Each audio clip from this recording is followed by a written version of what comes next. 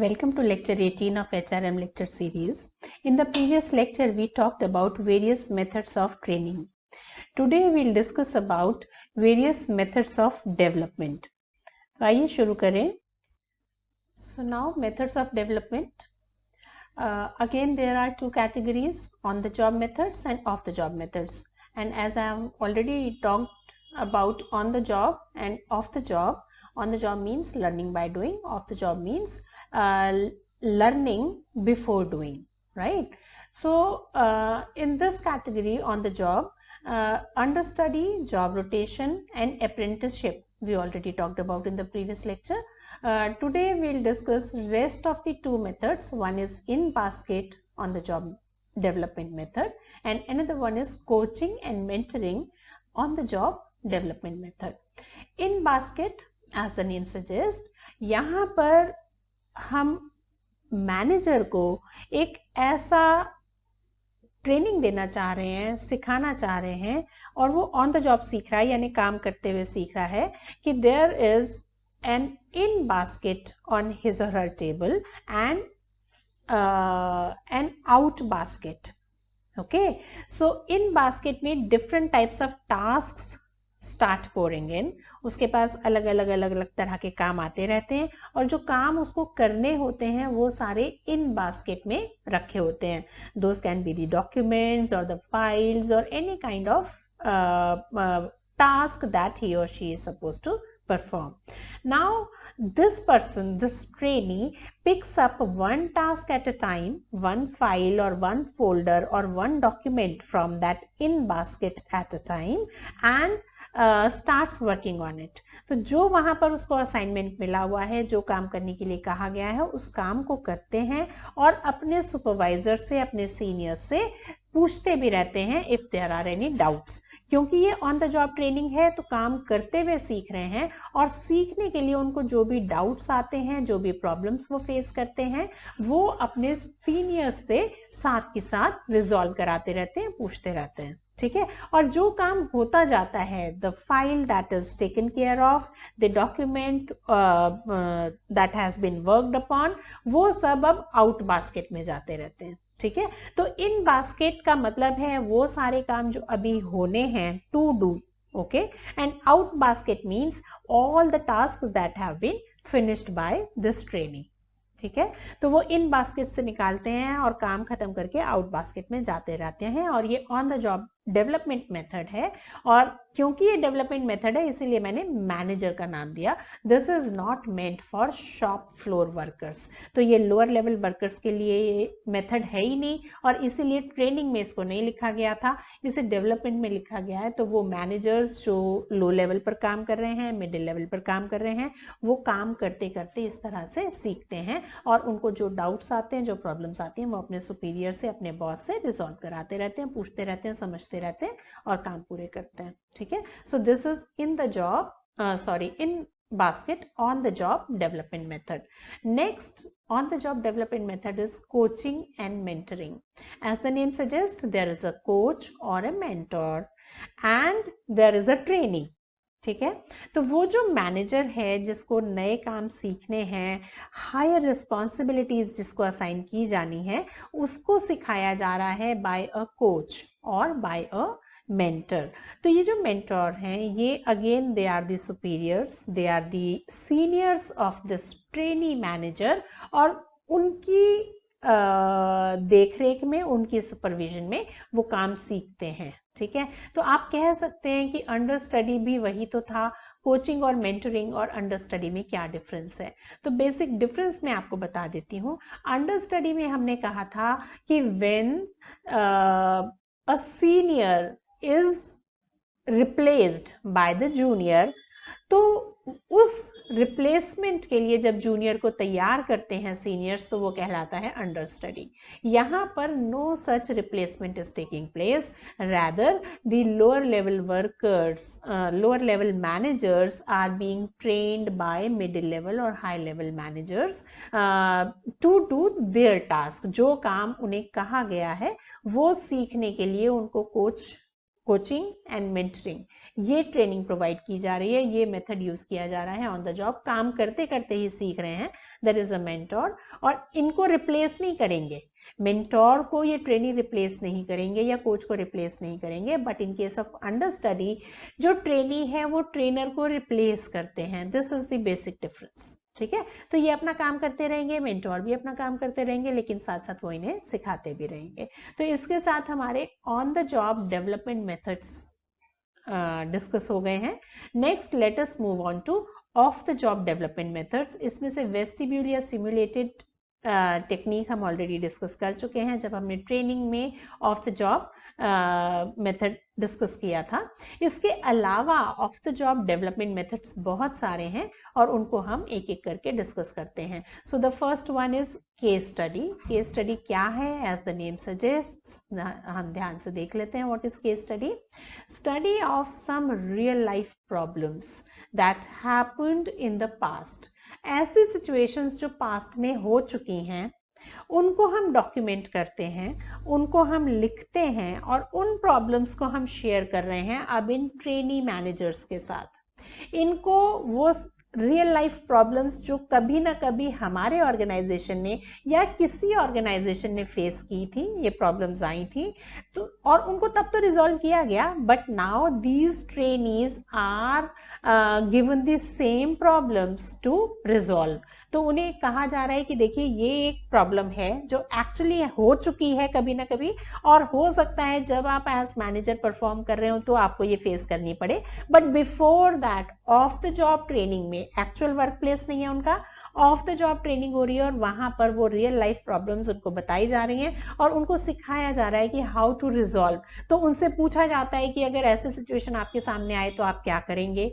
फिर जो सॉल्यूशंस वो बताते हैं उसके बेस पर हम, जो ट्रेनर है वो एनालाइज करता है, वो समझाता है कि जो सॉल्यूशन ट्रेनी ने बताया क्या वो ठीक था या उसमें कुछ इंप्रूवमेंट्स की जरूरत है या वो बिल्कुल गलत है और कुछ और करने की जरूरत है। तो ये off the job case training हो रही है जिसमें केस स्टडी की हेल्प से रियल लाइफ प्रॉब्लम्स को रिजॉल्व करना सिखाया जा रहा है।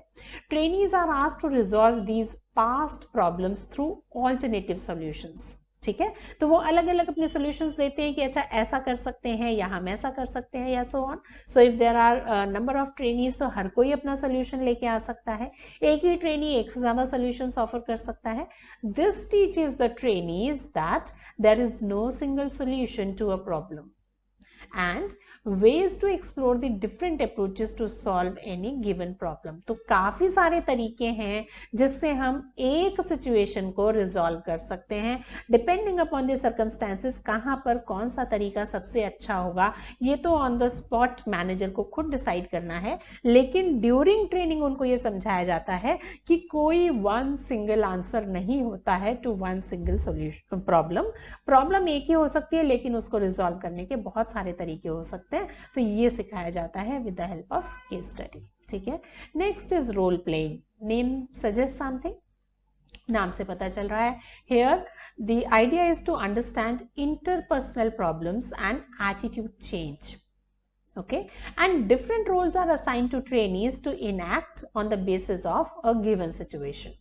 अब यहां पर केस स्टडी और रोल प्लेइंग में जो बेसिक डिफरेंस है वो ये कि वहां पर सिचुएशन दी गई थी और उसको रिजॉल्व करने के लिए पूछा गया था, सिखाया गया था, डिस्कस किया गया था। यहां पर सिचुएशन तो दी गई है, एक प्रॉब्लम तो दी गई है, साथ साथ जो ट्रेनीज हैं उनको अलग अलग तरह के रोल दे दिए गए हैं इन दैट गिवन सिचुएशन, ठीक है। तो हर कोई अपने रोल के हिसाब से एक्टिंग करता है, अपना पर्सपेक्टिव देता है और दूसरा द अदर ट्रेनी कैसे उस पर्सपेक्टिव को अंडरस्टैंड करता है, कैसे रिएक्ट करता है, कैसे अल्टीमेटली प्रॉब्लम रिजॉल्व होती है, उसके बारे में बात हो रही है। So here to understand interpersonal problems and attitude change, different roles are assigned to trainees to enact on the basis of a given situation. अब एक एग्जाम्पल से समझते हैं हम इसे। सपोज ट्रेनी 1, उसको हमने रोल दिया सीईओ का, CEO of the organisation. Trainee 2 acts as HR manager। Then there is trainee 3 जो ट्रेड यूनियन लीडर है, ठीक है, एंड ट्रेनी 4 जो एक वर्कर है। ट्रेनी 5 एक कंसल्टेंट है, ठीक है। तो 5 रोल दे दिए गए 5 ट्रेनीज को, और सिचुएशन क्या है, सिचुएशन क्या है जिसे उन्हें हैंडल करना है, वो सिचुएशन है कि try and enter into a wage agreement, ठीक है।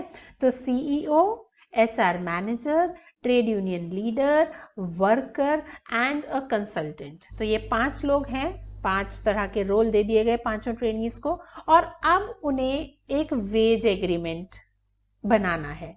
अब वेज एग्रीमेंट आप लोगों को पता है कि जो एचआर मैनेजर है या सीईओ है वो चाहेंगे कि कम से कम वेजेस दी जाएं, कॉस्ट कटिंग करनी है, लेकिन जो ट्रेड यूनियन लीडर है या वर्कर है वो चाहेंगे कि ज्यादा से ज्यादा वेजेस मिले, उनकी अर्निंग ज्यादा होगी। And there is a consultant, consultant का काम है एचआर मैनेजर और सीईओ को कंसल्टेशन देना, समझाना, सिमिलरली ट्रेड यूनियन लीडर को भी समझाना, ठीक है। तो अब क्योंकि ऑब्जेक्टिव्स अलग अलग हैं, 2 लोगों का ऑब्जेक्टिव है कि कम से कम वेजेस दें, 2 लोगों का ऑब्जेक्टिव है कि ज्यादा से ज्यादा वेजेस मिलें, ठीक है। तो अब एक कंसेंसस पर पहुंचना है, एक ऐसे सिचुएशन पर पहुंचना है जो सबको एक्सेप्टेबल हो, ठीक है। तो अब there will be arguments, there will be debates, there will be dialogues, ये सब चलता रहेगा, और इंटरपर्सनल इश्यूज आएंगे, एटीट्यूड्स अलग अलग होंगे अलग अलग लोगों के, और कैसे हम इस सिचुएशन को रिजॉल्व करेंगे ये सिखाया जा रहा है with the help of role playing, ठीक है। तो ये वेज एग्रीमेंट पे पहुंचना, ये and again this is an act that is to be learnt by the managers। तो ये फ्लोर लेवल वर्कर्स के सिखाने की जरूरत नहीं है, this is for the middle level managers और द लोअर लेवल मैनेजर्स। तो उन सब के सीखने का है कि इस सिचुएशन में वो कैसे चीज़ों को हैंडल करेंगे और कैसे कैसे वेज एग्रीमेंट पर पहुंचेंगे जो ना केवल सीईओ और एचआर मैनेजर को एक्सेप्टेबल हो बल्कि ट्रेड यूनियन लीडर और वर्कर्स को भी एक्सेप्टेबल हो, right? Now let us talk about next method of development. Again this is of the job development method, और यहाँ पर बात हो रही है सेंसिटिविटी ट्रेनिंग की। Sensitivity training in a formal and unstructured setup, trainees seat around a table, round table है जैसे, ट्रेनीज बैठे हुए हैं, and this is a formal but unstructured setup. तो फॉर्मल तो है, ऐसा नहीं कि वो घर में बैठे हैं, लेकिन अनस्ट्रक्चर्ड है, कोई पर्टिकुलर स्ट्रक्चर नहीं है जिसके बेस पर ये होगा कि भाई ये हायरार्की है, इस तरह से नहीं है, अनस्ट्रक्चर्ड सेटअप है। Trainees seat around a table and discuss various issues, ठीक है। तो डेली ऑर्गेनाइजेशन में कुछ ना कुछ इस तरह के इश्यूज आते रहते हैं, they discuss those issues, express their opinions on those issues, जो भी इश्यूज आ रहे हैं, जो भी प्रॉब्लम्स आ रही हैं उस पर मेरे हिसाब से ऐसे होगा, दूसरा बोलता है नहीं ऐसे होना चाहिए, तीसरा कहता है हाँ हाँ ये तरीका ठीक है, ठीक है।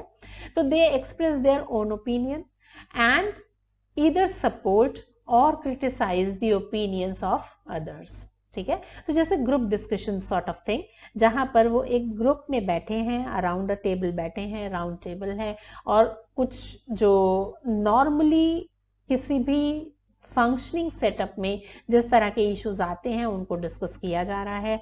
कुछ लोग अपने ओपिनियन दे रहे हैं, कुछ लोग उन ओपिनियंस को एग्री कर रहे हैं या गलत बता रहे हैं और डिफरेंट ओपिनियन दे रहे हैं। This type of training leads to, और फिर ये ऑफ द जॉब है तो इसलिए कंफ्यूज होने की जरूरत नहीं है, काम करते करते नहीं किया जा रहा है, ये स्पेसिफिक एक ट्रेनिंग हो रही है जहां पर ये सिखाया जा रहा है। This type of training leads to, क्या हो रहा है ये करने से, awareness about own behaviour and how others perceive it. तो यहाँ पर ये देखा जा रहा है कि मेरा अपना बिहेवियर कैसा है और बाकी लोग उसको एक्सेप्टेंस दे रहे हैं या नहीं दे रहे हैं। And why it is important, ये इसलिए जरूरी है क्योंकि ये जो इंटरपर्सनल बिहेवियर है ना, यही अल्टीमेटली ऑर्गेनाइजेशन में इम्पैक्ट करता है कि हमारी परफॉर्मेंस कैसी होगी, क्या हमारे आइडियाज को बाकी लोग मानेंगे, हमारे ओपिनियन एक्सेप्टेबल हैं कि नहीं है, या हमेशा वो अपोज किए जाते हैं, या हो सकता है कि हम बहुत मिसफिट हो जाते हैं बाकी लोगों के साथ। ठीक है. So this leads to awareness about own behaviour and how others perceive it. तो अगर ड्यूरिंग दिस डिस्कशन मुझे ऐसा लगता है कि मैं जो भी बता रही हूँ सारे लोग उसको मना कर रहे हैं, कोई उसको पसंद नहीं कर रहा, कोई सपोर्ट नहीं कर रहा है, इसका मतलब हो सकता है कि जो मेरा अपना बिहेवियर है वो ठीक नहीं है. ठीक है. तो अब मुझे क्या काम करना है, rather than start fighting with others कि क्यों तुम मेरी बात नहीं मान रहे हो सकता है मुझे अपने आप को करेक्ट करने की जरूरत है. तो ये मुझे कैसे पता चल रहा है, ड्यूरिंग दैट डिस्कशन. तो वो जो सेंसिटिविटी की हम यही बात कर रहे हैं कि यहां से सेंसिटिविटी डेवलप हो रही है, sensitivity about my own behaviour, similarly sensitivity towards others. तो this also increases sensitivity to the behaviour of others. तो ऐसा नहीं कि मैं हर एक की बात को काटती रहूं और अपनी बात को ऊपर रखूं, मेरे में ये अंडरस्टैंडिंग भी होनी चाहिए, ये कैपेबिलिटी भी होनी चाहिए कि अगर किसी और ने कोई बेटर ऑप्शन दी है, बेटर सजेशन दिया है, तो I must be readily accepting that. तो मेरे पास ये एबिलिटी होना बहुत जरूरी है, स्पेशली जब हम ह्यूमन बिहेवियर की बात करते हैं and when we deal with human beings. तो हमेशा ये कहना कि नहीं मैं ही सही हूं और बाकी सब लोग गलत हैं, तो I cannot work in such with such an attitude. ठीक है. तो ये सीखना कि मेरे में क्या कमियां हैं, दूसरों में क्या अच्छाइयां हैं, और क्यों जैसे ही मैंने बोला और किसी और ने उसको मना किया तो मुझे गलत लगा, तो even I must make sure कि कोई और बोले तो मैं इमीडिएटली मना ना करूं, इमीडिएटली उसको कंडेम ना करूं. क्यों? क्योंकि ऐसा करने से मुझे बुरा लगा था तो दूसरे को भी बुरा लगेगा. तो this is sensitivity training, right. Better interpretation of body language. अब ह्यूमन बीइंग्स हैं, हम कम्युनिकेट करते हैं, हम बोलकर कम्युनिकेट करते हैं, दैट इज फाइन. हम लिखकर कम्युनिकेट करते हैं, यानी लैंग्वेज जो हम यूज करते हैं बोलने लिखने की वो तो है language of communication. But there is another language जहां पर हम कुछ कह नहीं रहे हैं, हम कुछ लिख नहीं रहे हैं, लेकिन हमारी बॉडी बहुत कुछ एक्सप्रेस करती है. और जब इस तरह के सेटअप में डिस्कशंस होती हैं तो बॉडी लैंग्वेज समझना आ जाता है कि एक ट्रेनी, जब मैंने जो सजेस्ट किया तो उसने मना नहीं किया, उसने ना भी नहीं किया, लेकिन उसने हाँ भी नहीं किया, और वो ध्यान ही नहीं दे रहा, वो मुंह लटका के बैठा हुआ है. तो बॉडी लैंग्वेज से मुझे क्या समझ आया कि उसने मेरी बात को मना तो नहीं किया, लेकिन मेरी बात को एक्सेप्ट भी नहीं किया. तो एक्सेप्ट नहीं किया, रादर उसने मेरी बात को इंपॉर्टेंस ही नहीं दी. तो ये जो बॉडी लैंग्वेज है ये समझना भी बहुत जरूरी है. अगर हम मैनेजरियल लेवल पर काम कर रहे हैं तो हमेशा बोलकर और लिखकर ही कहना नहीं जरूरी है. जो हमारे सबऑर्डिनेट्स हैं, जो हमारे सीनियर्स हैं, बहुत बार वो बॉडी लैंग्वेज से हमें कन्वे करते हैं, लेकिन ये हमें कैसे पता चलेगा जब तक हमने सीखा ना हो कि बॉडी लैंग्वेज से भी कुछ पता चलता है, राइट. तो ये सेंसिटिविटी ट्रेनिंग में better interpretation of body language भी आ जाता है. ठीक है. Next, this also helps in insight. This gives insight into group functioning and intergroup interactions.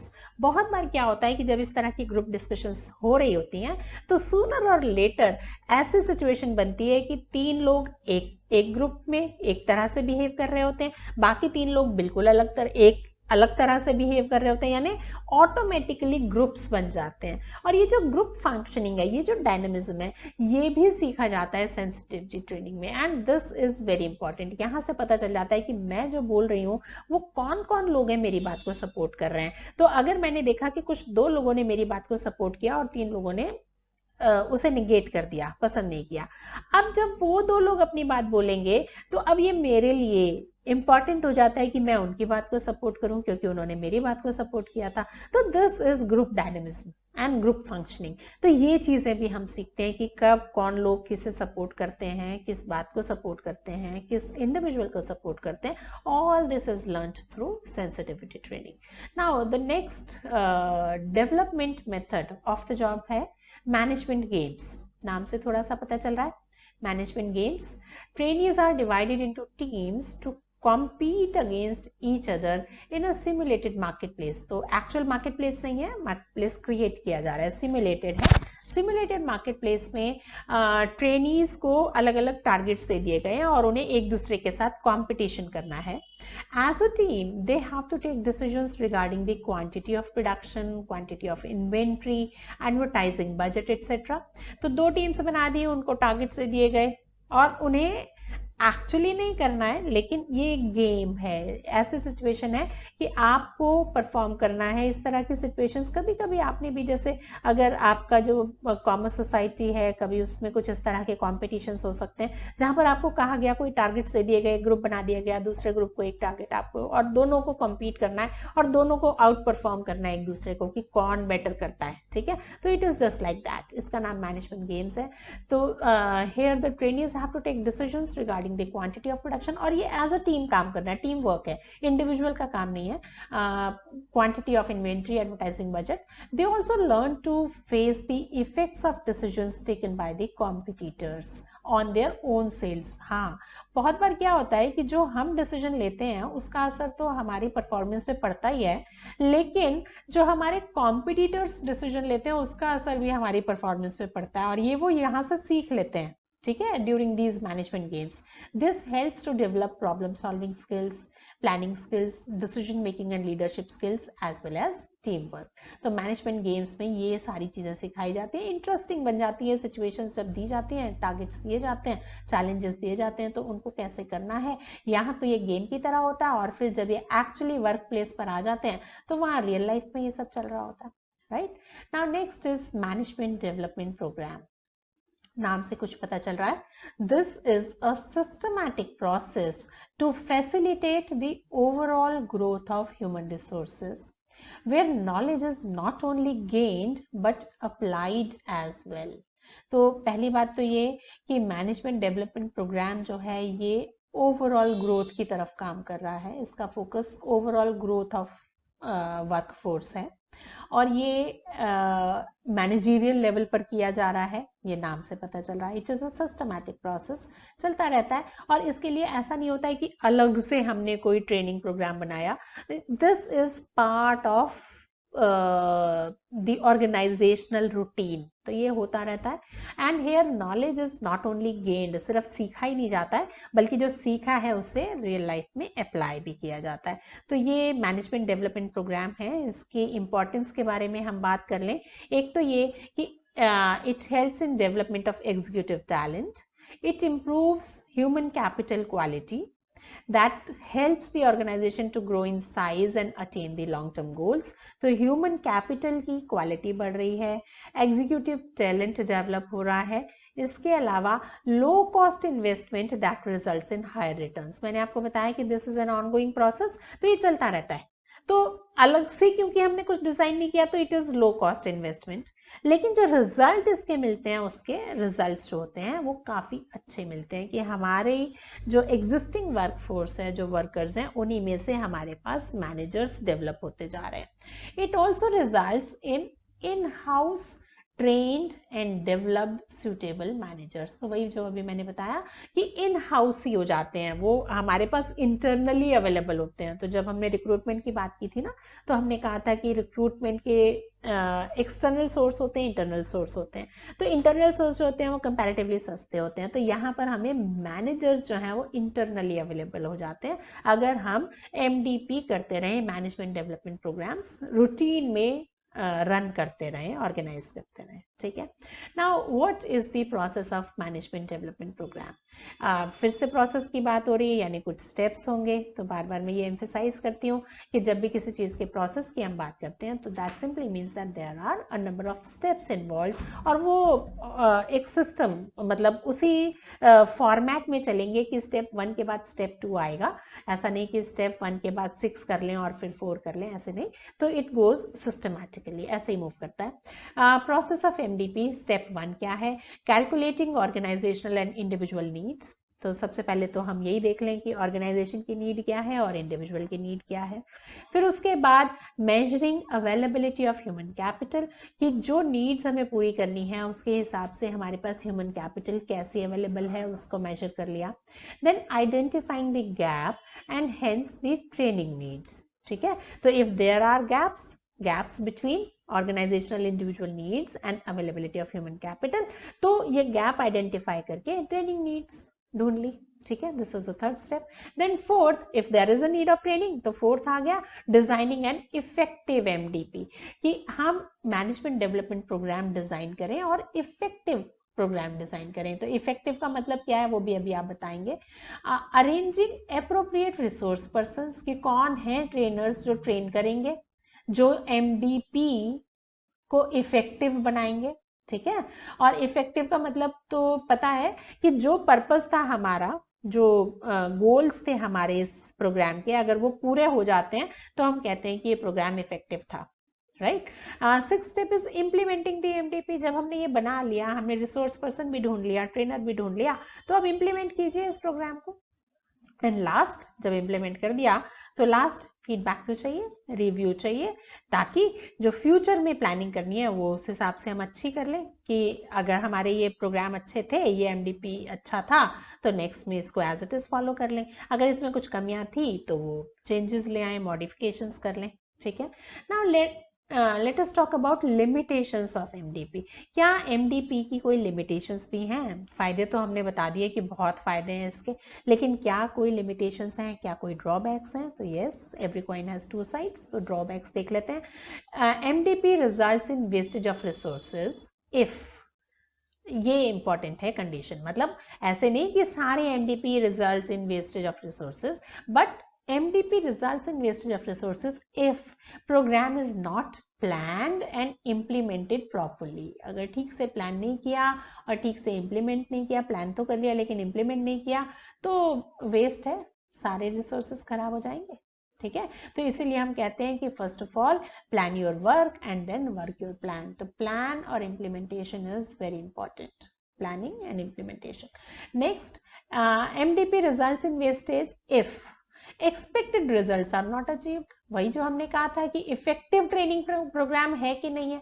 तो अगर वो इफेक्टिव कब होगा? जब जो रिजल्ट्स हमें चाहिए थे वो मिल जाए। तो अगर वो नहीं मिले, that simply means that our MDP programme goes waste, अगर हमें एक्सपेक्टेड रिजल्ट्स नहीं मिले। It results in wastage if workers are unwilling to participate and learn. हाँ जी, हम ये कहते हैं कि आप प्यासे को पानी तक तो ले जा सकते हो, लेकिन उसको पानी पिलाओगे कैसे? कंपेल करके, फोर्सफुली नहीं पिला सकते, है ना।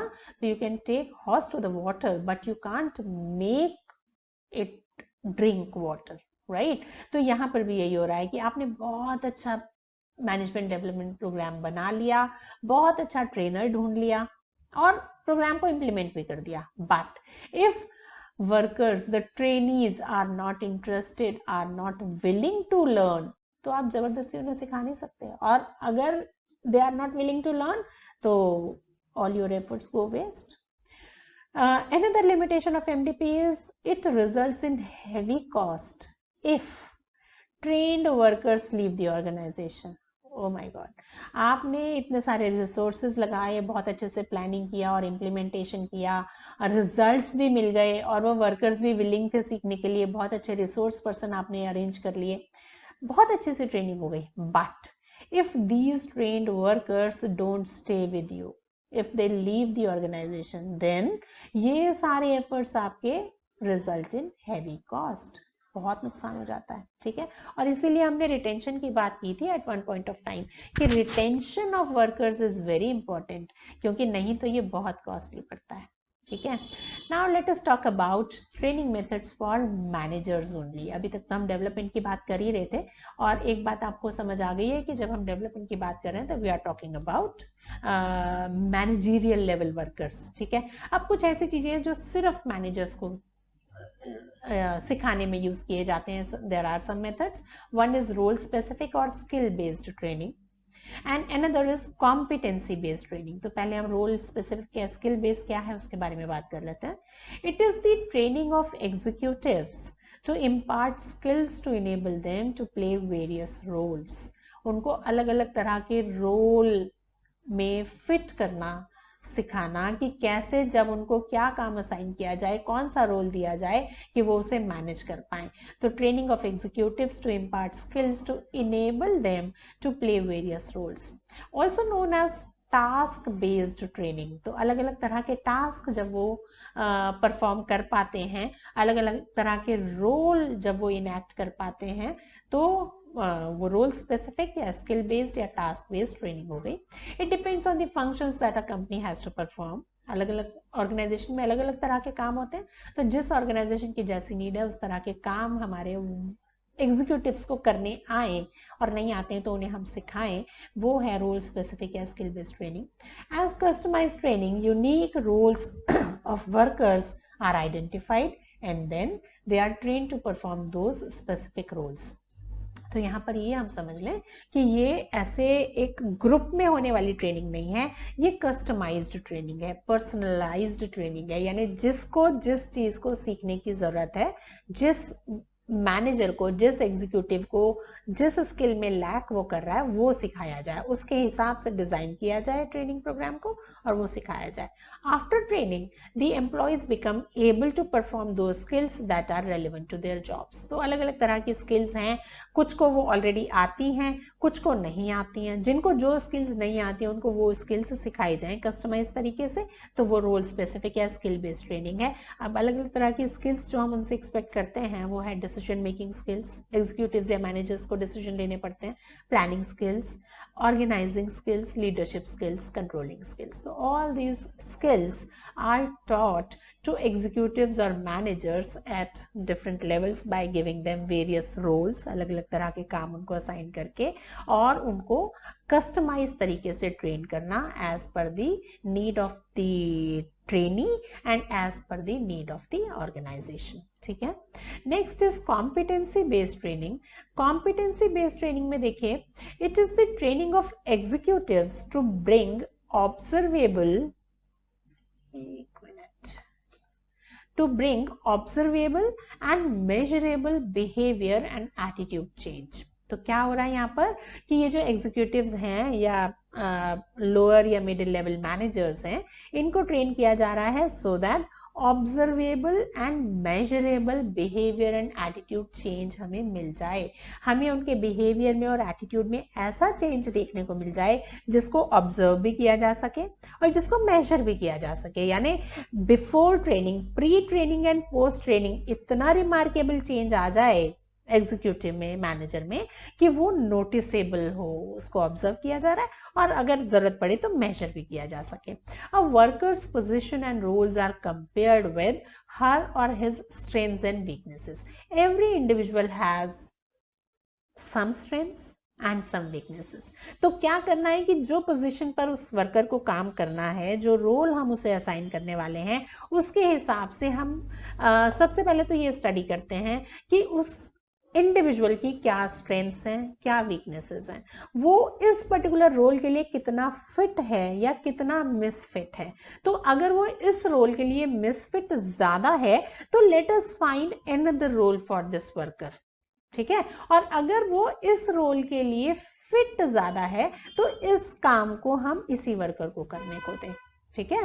अ specific programme is design to enhance her or his competence or capability to perform the particular job। कि जो काम हमें उससे कराना है, अब उसकी उन कैपेबिलिटीज को एनहांस करने की ट्रेनिंग दी जाए कि जो उस काम को करने के लिए जो कैपेबिलिटी चाहिए, जो कॉम्पिटेंसी चाहिए, वो एनहांस हो, वो बढ़े, वो करना उसको बेटर आए, ये ट्रेनिंग देना। Once the desired skills are imparted, जब हमने ये कर दिया, जब हमने उसको इस तरह की ट्रेनिंग दे दी कि जो काम हम उससे कराना चाहते हैं वो काम करने के लिए वो कॉम्पिटेंट हो गया, केपेबल हो गया, the competency level of workers is improved after the training. ठीक है। तो अब वो बेटर काम कर पाएगा, वही काम जो बिना ट्रेनिंग के वो उतना अच्छा नहीं कर पा रहा था बिकॉज ऑफ सम वीकनेसेस, पर हमने ट्रेनिंग देकर उन वीकनेसेस को खत्म किया और उसकी परफॉर्मेंस को इम्प्रूव किया, कॉम्पिटेंसी लेवल बेटर हो गया। Next, yes, now let us talk about various types of competency based training। क्या क्या हो सकती हैं, जैसे अभी हमने स्किल्स के बारे में बात की थी, अब डिफरेंट कॉम्पिटेंसीज के बारे में बात करते हैं। The first one is personal training. It helps to develop vision, result oriented worker, constant learner, committed and honest worker. तो जब हम पर्सनल ट्रेनिंग देते हैं तो ये सारे बेनिफिट्स मिल जाते हैं हमें अपने एग्जीक्यूटिव में या मैनेजर में। Then if leadership and management training is imparted, so with the help of this training what competencies are developed in the worker? Strategic thinking, goal setting, teamwork, coordination. क्योंकि काम हो रहा है लीडरशिप का और मैनेज करने का, तो जब हमने ये ट्रेनिंग दी तो ये सारी कैपेबिलिटीज, ये सारी कॉम्पिटेंसीज एनहेंस हो जाती हैं ट्रेनिंग की, पोस्ट ट्रेनिंग, ठीक है। Then HR role specific training, अगर हमें अपने एग्जीक्यूटिव या मैनेजर से ह्यूमन रिसोर्स बेस्ड काम कराने हैं, अगर उसका काम इस पर्टिकुलर फील्ड में होना है, तो इस ट्रेनिंग के बाद जब हम HR रोल स्पेसिफिक ट्रेनिंग उसको दे दें तो इससे क्या क्या कॉम्पिटेंसी डेवलप हो जाएंगी? बिजनेस एक्यूमेन आ जाएगा, चेंज मैनेजर बन जाएगा, वो स्टाफिंग मैनेज कर पाएगा, स्टाफिंग बेटर कर पाएगा, and training and development organise कर पाएगा वर्कर्स के लिए, ठीक है। और अगर आपको याद आ रहा हो तो HR रोल के, HR कॉम्पिटेंसीज के बारे में जब हमने बात की थी तब हमने इन सब चीज़ों की बात की थी। तो अगर हमें लगता है कि हमें उस एग्जीक्यूटिव को, मैनेजर को HR रोल स्पेसिफिक काम कराने हैं, तो ये ट्रेनिंग दी जाए ताकि उसकी ये सारी कॉम्पिटेंसीज डेवलप हो जाए, स्ट्रेंथ बन जाए, ठीक है। Next is HR core training, ये थी HR role specific training, this is HR core training. Core training में मैंने आपको पहले भी बताया था कि कुछ ऐसे काम हैं, ह्यूमन रिसोर्स रिलेटेड कुछ ऐसे काम हैं जो हर मैनेजर को करने पड़ते हैं, सिर्फ ह्यूमन रिसोर्स मैनेजर को नहीं, each and every manager, because each manager is dealing with human beings, है ना। तो ह्यूमन रिसोर्स मैनेजर जो है वो तो रोल स्पेसिफिक काम करेगा ही करेगा, but there are certain human resource task which every manager has to learn, has to perform, ठीक है। तो हर मैनेजर को हम ये HR कोर ट्रेनिंग जब दें तो इससे क्या कॉम्पिटेंसी डेवलप हो रही है? रिस्पॉन्सिबल प्लानिंग करना आ रहा है, स्ट्यूअर्डशिप बन रही है, टैलेंट मैनेज करना आ रहा है कि उसकी टीम में जो उसके सबऑर्डिनेट्स हैं उनमें किसके पास क्या टैलेंट है और उसको कैसे रीप किया जा सकता है, कैसे एडवांटेज उठा सकता है ऑर्गेनाइजेशन उन टैलेंट्स की।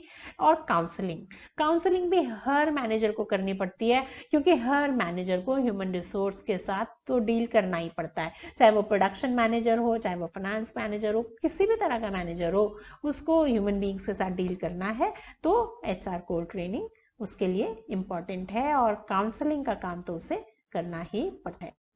So with this we come to the end of our discussion on methods of development.